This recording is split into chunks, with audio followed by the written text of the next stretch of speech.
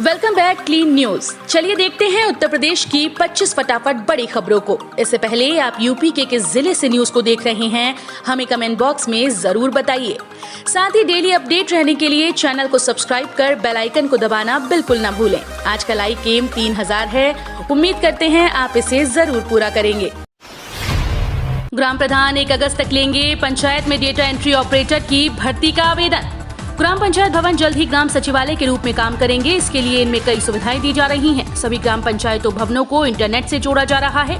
Jhansi DM ने कहा कि पंचायत कार्यालयों में ही कॉमन सर्विस सेंटर संचालित किया जाएगा। शासन द्वारा बीसी सखी के माध्यम से ग्राम पंचायत में लोगों को बैंकिंग सुविधा उपलब्ध कराने की योजना संचालित है। ये कार्य भी ग्राम पंचायत भवन से होगा। निराश्रित हुए 57 और बच्चों के खातों में जल्द पहुंचेगी मदद। कोरोना से निराश्रित हुए 57 और बच्चों के विधिक अभिभावकों को जल्द ही मुख्यमंत्री बाल सेवा योजना के अंतर्गत आर्थिक सहायता मिलने लगेगी। आज 31 जुलाई को डीएम की अध्यक्षता में होने वाली बैठक में इन सभी आवेदनों पर मुहर लगनी है। उसके बाद 4000 रुपए प्रति माह प्रति लाभार्थी के हिसाब से एक साथ 3 माह जुलाई, अगस्त और सितम्बर माह की धनराशि जारी कर दी जाएगी। पीएम मोदी करेंगे यूपी के 10 जिलों में मुफ्त में गेहूं और चावल लेने वालों से बात। 5 अगस्त को अन्न महोत्सव मनाया जाएगा। इस दिन सरकारी राशन की दुकान पर मौजूद लाभार्थियों के साथ प्रधानमंत्री नरेंद्र मोदी संवाद करेंगे। इस दिन से प्रधानमंत्री गरीब कल्याण अन्न योजना के तहत अनाज वितरण किया जाएगा। कार्यक्रम के लिए खाद्य व रसद विभाग की प्रमुख सचिव बीना कुमारी ने जिलाधिकारियों, प्रबंध निदेशक, राज्य खाद्य व आवश्यक वस्तु निगम, संभागीय खाद्य नियंत्रक और जिला पूर्ति अधिकारियों को आवश्यक निर्देश जारी कर दिए हैं। चुनाव से पहले यूपी सरकार दे रही मुफ्त राशन, 3 किलो गेहूं, 2 किलो चावल फ्री, साथ में मिलेगा इको फ्रेंडली थैला। उत्तर प्रदेश विधानसभा चुनाव से पहले भारतीय जनता पार्टी जनता तक अपनी योजनाओं का लाभ पहुंचाने के लिए हर स्तर पर प्रयास कर रही है। यही वजह है कि यूपी की योगी सरकार ने प्रदेश में सभी राशन की दुकानों पर मुफ्त राशन देने का निर्णय किया है। योगी सरकार ने कहा कि 5 अगस्त से सभी राशन दुकानों पर मुफ्त राशन योजना को अमली जामा पहनाया जाएगा। यूपी में आगरा और मथुरा सहित 11 रेलवे स्टेशन की बदलेंगी सूरत। मॉल व शॉपिंग एरिया भी बनेंगे। केंद्र सरकार स्टेशन के कायाकल्प से लेकर उसके अधीन आने वाले खाली जमीन को उपयोग में लाने की बड़ी परियोजना पर काम कर रही है। इस क्रम में सरकार ने रेलवे में आंतरिक व बाहरी सुधार के लिए रेल भूमि विकास प्राधिकरण को स्टेशन को देने को हरी झंडी दी है। रेल मंत्रालय फिलहाल देश के 49 रेलवे स्टेशन को RLDA को सौंप रहा है। इनमें मुरादाबाद रेल मंडल के भी 4 प्रमुख स्टेशन शामिल हैं। आंगनबाड़ी में इन विभिन्न पदों पर आवेदन करने की आज है अंतिम डेट। बिना एग्जाम होगा सिलेक्शन। आंगनबाड़ी में नौकरी करने का मन बना रहे लोगों के लिए अच्छा मौका है। इसके लिए महिला व बाल विकास कलबुर्गी ने आंगनबाड़ी और हेल्पर के पदों पर भर्ती के लिए आवेदन करने की कल अंतिम डेट है। इच्छुक एवं योग्य उम्मीदवार जो अभी तक इन पदों पर आवेदन नहीं किए हैं, वे आंगनबाड़ी की आधिकारिक वेबसाइट आंगनबाड़ी recruit.kar.nic.in पर जाकर अप्लाई कर सकते हैं। यूपी में किसानों को लुभाने के लिए बीजेपी का किताबी फॉर्मूला, ग्रामीणों को देगी करोड़ों का हिसाब। उत्तर प्रदेश विधानसभा चुनाव में कुछ महीने ही बाकी हैं। ऐसे में सत्तारूढ़ दल भारतीय जनता पार्टी किसानों का समर्थन सुनिश्चित करने के लिए उन तक बड़े स्तर पर पहुंचने की योजना बना रही है। पार्टी का प्रचार अभियान भी खास तौर से किसानों पर केंद्रित होगा। इसमें विपक्षी ताकतों के हाथों गुमराह होने से किसानों को बचाने के लिए लुभाना और ये बताना शामिल होगा कि बीजेपी ने ही उनके लिए सबसे ज्यादा काम किया है। 50% से कम यात्री होने पर नहीं चलाई जाएंगी रोडवेज बसें, नोडल अधिकारी ने दिए निर्देश। रोडवेज के नोडल अधिकारी धीरज कुमार श्रीवास्तव ने अधिकारियों के साथ बैठक की। निर्देश दिए कि बस की क्षमता के 50% यात्री मिलने पर ही बसों का संचालन किया जाए। नोडल अधिकारी ने कहा कि कोरोना संक्रमण के बाद रोडवेज की आर्थिक स्थिति खराब हुई है। वैसे मार्गों पर बसों को चलाएं जिन मार्ग पर अधिक से अधिक यात्री मिलने की संभावना हो। सीट की क्षमता के 50% यात्री मिलने पर बसों को चलाया जाए। आरपीएफ की महिला जवान अब करेंगी रेल संपत्ति की सुरक्षा। महिलाओं बच्चों को इस बात के लिए भी करेंगी जागरूक। उत्तर प्रदेश के चंदौली में रेलवे यार्ड में हो रही रन ओवर और चोरी की घटनाओं को रोकने के साथ साथ महिलाओं की सुरक्षा को लेकर डीडीयू रेल डिवीजन आरपीएफ ने एक अभिनव प्रयोग किया। इसके तहत अब आरपीएफ का महिला दस्ता काम पर लगाया गया है। अब महिला आरपीएफ जवान ट्रैक के किनारे बसी बस्तियों में रहने वाले महिलाओं को सही तरीके से रेलवे लाइन पार करने के लिए जागरूक करेंगी। हाईटेक बिजनेस सिटी के रूप में विख्यात होगा नोएडा। 5 बड़ी कंपनी शुरू करेंगी अपना ये मेगा प्रोजेक्ट।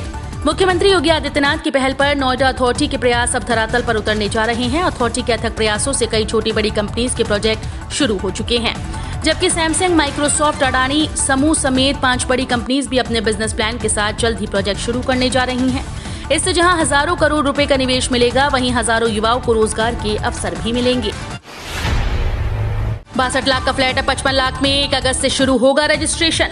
अलीगढ़ विकास प्राधिकरण अपनी संपत्तियों को बेचने के लिए उनके दाम में संशोधन कर दिया है। एडीए तैयार फ्लैट्स की कीमत को कम कर बेचने का मसौदा तैयार किया है।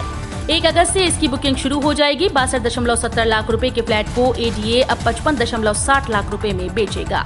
अलोकप्रिय संपत्तियों की बिक्री को लंबे समय से मंथन चल रहा था। अलोकप्रिय यानी नहीं बिकने वाली संपत्ति पहले आओ पहले पाओ की तर्ज पर एडीए आवंटन करेगा। इसमें सुविधाएं भी एडीए बढ़ाएगा। कैसे दिखेगी राम की नगरी अयोध्या? योगी सरकार के विजन डॉक्यूमेंट में संशोधन। प्रधानमंत्री के सुझाव पर अयोध्या विजन 2051 को अयोध्या विजन 2047 किया जा रहा है। इसको देश की आजादी के 100 वर्ष के साथ जोड़ा जा रहा है। अयोध्या को मिनी भारत के रूप में प्रोजेक्ट किया जाएगा। यहाँ पर पूरे देश का प्रतिनिधित्व होगा। ये समग्र भारत को प्रदर्शित करेगा, जिससे वर्तमान संरचना में भी रामायणकालीन प्रेरक प्रसंग की अनुभूति हो सकेगी। यूपी में प्रवक्ता भर्ती प्रक्रिया में किया गया बदलाव, ऐसी होगी लिखित परीक्षा।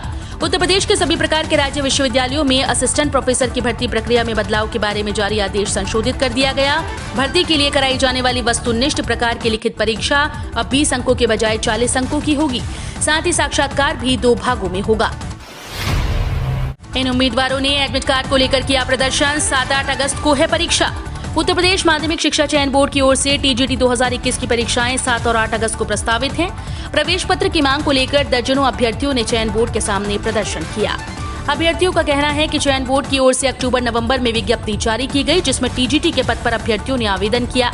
लगभग 4 महीने के बाद आवेदन निरस्त कर दिया गया। बगैर सूचना के दूसरी विज्ञप्ति जारी की जाती है और पुराने विज्ञापन में जिन लोगों ने भी आवेदन किया था उनको उसी बैंक ट्रांजैक्शन आईडी से नया फॉर्म जमा करना था। सभी अभ्यर्थियों ने आवेदन जमा किया, लेकिन कोई नया रजिस्ट्रेशन नंबर नहीं मिला। जब एडमिट कार्ड की बारी आई तो किसी भी पुराने अभ्यर्थी को एडमिट कार्ड जारी नहीं किया गया, जबकि परीक्षा की तिथि 7 और 8 अगस्त तय है। आयोग को मिली सख्त जनसंख्या कानून बनाने की सलाह, अगले माह सौंपा जाएगा मसौदा। उत्तर प्रदेश जनसंख्या एक्ट 2021 का मसौदा तैयार करने में जुटे राज्य विधि आयोग को ढेर सारे लोगों ने जनसंख्या नियंत्रण के लिए सख्त कानून बनाने की सलाह दी। मसौदे पर प्राप्त सुझाव के आधार पर आकलन करें तो बहुमत सख्त जनसंख्या कानून के पक्ष में खड़ा दिखाई देता है।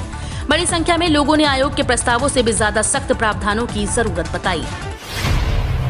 बिजली कर्मचारियों और पेंशनर्स के घर अब लगेंगे बिजली मीटर, सब मायूस। यूपी के बिजली कर्मचारियों और पेंशनर्स पर योगी सरकार का सख्त आदेश है। सूबे के बिजली कर्मचारी व पेंशनर्स अब रियायती दर पर असीमित बिजली का प्रयोग नहीं कर सकेंगे। विद्युत नियामक आयोग ने बिजली कर्मचारी व पेंशनर्स के घरों पर 31 मार्च 2022 तक बिजली का मीटर लगाने के निर्देश दिए। साथ ही आम उपभोक्ताओं की तरह बिल वसूलने के निर्देश जारी कर दिए। विशेष अदालत में पेश होंगे मुख्तार अंसारी, जेल में पथराव व जानमाल की धमकी देने का मामला। एमपी एमएलए कोर्ट के विशेष जज पवन कुमार राय ने करापाल व उप करापाल पर हमला, जेल में पथराव व जानमाल की धमकी देने के एक मामले में अभियुक्त मुख्तार अंसारी को 11 अगस्त को व्यक्तिगत रूप से पेश करने का आदेश दिया है। उन्होंने इस संदर्भ में अपने इस आदेश के प्रति अनुपाल नार्थ, बांदा जेल के वरिष्ठ जेल अधीक्षक के साथ ही अतिरिक्त महानिदेशक कारागार, लखनऊ के पुलिस कमिश्नर, पुलिस महानिदेशक, प्रमुख सचिव गृह व मुख्य सचिव को भी भेजने का आदेश दिया है। यूपी में मानसून मेहरबान, 2 अगस्त तक इन इलाकों में जारी रहेगी बारिश। यूपी पर मानसून की मेहरबानी जारी है और पिछले 24 घंटों में राज्य के ज्यादातर स्थानों पर बारिश हुई। आंचलिक मौसम केंद्र की रिपोर्ट के मुताबिक पिछले 24 घंटों में राज्य के पश्चिमी भागों में ज्यादातर स्थानों पर, जबकि पूर्वी हिस्सों में अनेक जगहों पर बारिश हुई। कुछ स्थानों पर भारी से बहुत भारी बारिश हुई। 2 अगस्त तक यूपी के कई इलाकों में बारिश जारी रहने का अनुमान है। चुनावी है हर साल, हर योजना पर निगाह रख रही है सरकार। चुनावी वर्ष होने के चलते अब जिले में अधूरी पड़ी योजनाओं पर सरकार का विशेष ध्यान है। सरकार इन योजनाओं को दिसंबर तक हर हाल में पूर्ण कर लेना चाहती है, जिससे चुनाव से पहले इनका उद्घाटन किया जा सके। कई ऐसी योजनाएं हैं जो 70% पूरी हो गई हैं, उन पर विशेष ध्यान दिया जा रहा है। गंगा नदी पर सांकरा पुल, अलीगढ़ पलवल मार्ग, जीटी रोड आदि महत्वपूर्ण कार्य हैं जिन पर सीधे सरकार की निगाह टिकी हुई है।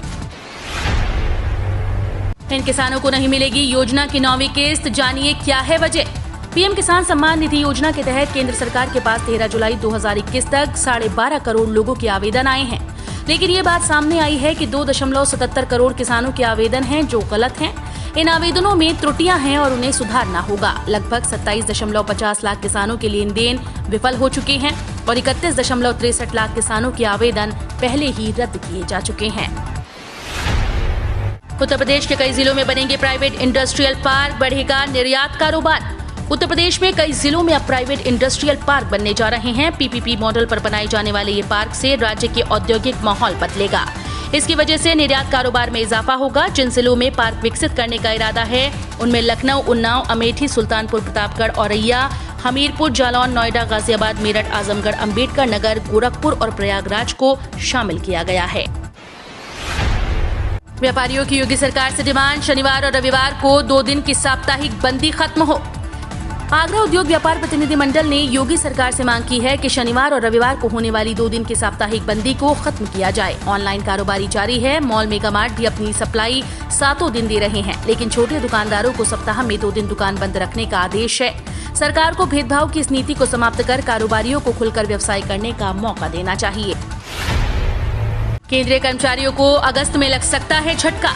केंद्रीय कर्मचारियों का महंगाई भत्ता बढ़ने के बाद भी उनके हाउस रेंट अलाउंस में बढ़ोतरी पर ग्रहण लग सकता है। मोदी सरकार ने बीते दिनों डीए बढ़ाने के बाद उनका एचआरए भी रिवाइज कर दिया, लेकिन अगस्त के वेतन में एचआरए बढ़कर आएगा या नहीं, इस पर संदेह है। सरकार ने पहले कहा था कि एचआरए इसलिए बढ़ाया गया क्योंकि डीए 25% के ऊपर चला गया है। अखिलेश यादव का तन, सुख चैन छीनने वाली बीजेपी अब लोगों से आशीर्वाद मांगने जाएगी। समाजवादी पार्टी के अध्यक्ष और उत्तर प्रदेश के पूर्व मुख्यमंत्री अखिलेश यादव ने भारतीय जनता पार्टी के सांसदों के अपने अपने संसदीय क्षेत्रों में जन आशीर्वाद यात्रा निकालने और लोगों से संपर्क करने की योजना पर शुक्रवार को तंज किया और कहा कि लोगों का सुख चैन छीनने वाली पार्टी अब लोगों से आशीर्वाद मांगने जाएगी। सपा प्रमुख ने शुक्रवार को ट्वीट किया, सुना है वो भाजपा गांव-गांव जाकर आशीर्वाद लेगी, जिसने जनता की सांस छीन ली पर ऑक्सीजन नहीं दी। तीसरी लहर की आशंका के बीच राहत भरी खबर, यूपी के 71% लोगों में मिली एंटीबॉडी। आईसीएमआर के सीरो सर्वे में खुलासा। कोरोना की तीसरी लहर की आशंकाओं के बीच यूपी के लिए राहत भरी खबर है। प्रदेश के 71% लोगों में इस वायरस के खिलाफ एंटीबॉडी मिली है। मध्य प्रदेश के सबसे ज्यादा 79% लोगों में एंटीबॉडीज पाई गई। 75% के साथ राजस्थान दूसरे नंबर पर रहा। आईसीएमआर की ओर से पिछले महीने 11 राज्यों में करवाए गए सीरो सर्वे में इन बातों का खुलासा हुआ है। हम रोज ऐसे ही न्यूज लाते रहेंगे। यदि आपने अभी तक क्लीन न्यूज यूपी को सब्सक्राइब नहीं किया है तो फटाफट सब्सक्राइब कर लें। साथ ही बेल आइकन को प्रेस करना बिल्कुल ना भूलें ताकि लेटेस्ट अपडेट मिस ना हो।